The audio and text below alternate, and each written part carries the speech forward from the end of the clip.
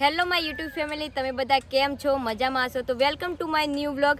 તો આજે અમે જઈ રહ્યા છીએ માલગઢ ભૈરવધામ. આમ તો અમારે માલગઢ સવારમાં જવાનું હતું, પણ હું સવારમાં વહેલી કોલેજ ગઈ કારણ કે મારે ખોખોની પ્રેક્ટિસ ચાલુ હતી. પછી 11 વાગે ભાઈ મને ડીસા લેવા માટે આવ્યો. હવે અમે તમને દર્શન કરાવીશું ભૈરવદાદાના, તો મિત્રો વ્લોગ જોવા માટે અંત સુધી બન્યા રહેજો.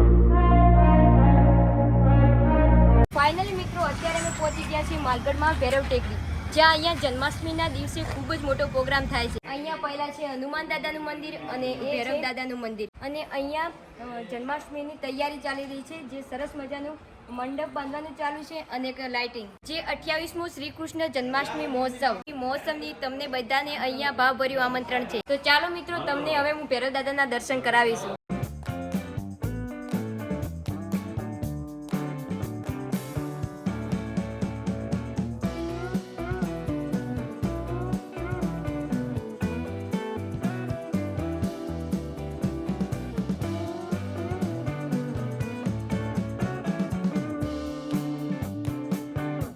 આ કાળાપુરા ભૈરવ દાદાનું 150 વર્ષ જૂનું પુરાણું મંદિર છે.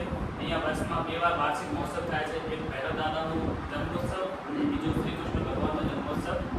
અત્યારે ભગવાન શ્રી કૃષ્ણ જન્મોત્સવ 28મો શ્રી કૃષ્ણ જન્મોત્સવ ઉજવાશે. એમાં આજુબાજુના આસપાસના ગામના લોકો તથા અમારા સાથ સહકાર સહયોગથી રાત્રે ભજન સંધ્યાનો પ્રોગ્રામ અને દિવસે પૂજન પ્રસાદનો પ્રોગ્રામ છે. આજુબાજુના આસપાસના લોકો અને દૂરના મહેમાનોનો પણ આમનો સહભાગી અને લાભ લે છે. અને આસપાસના મહેમાનોને પણ વધારવા માટે અહીંયા હાથે કામ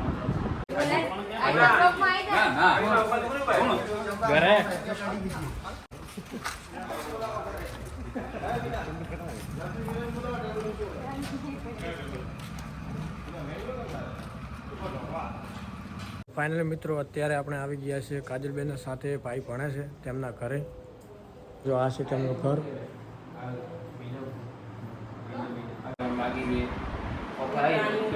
प्राणी बढ़ते बढ़ते तो दाम है ऑटो मानो है कभी ने डेली का मासटी आवे मासटी मार भी सटी आवे एक सटी आया एक सटी जावे वो जे दिल्ली जावे. અત્યારે વાગ્યા છે 3 અને આપણે પહેલા ભૈરવ દાદાના દર્શન કર્યા. એના પછી મારે આંગળીને થોડુંક ફ્રેક્ચર થઈ ગયું હતું, એટલે એ દવાખાને દવા કરાવી અને ત્યાંથી આપણે આવી ગયા છે કૈલાસ ટેકરી દર્શન કરવા માટે. અહીંયા નવરાત્રિ પણ સરસ મજાની થાય છે ને અહીંથી આપણે ચીડીએ ચડીને ઉપર જઈશું દર્શન કરવા માટે.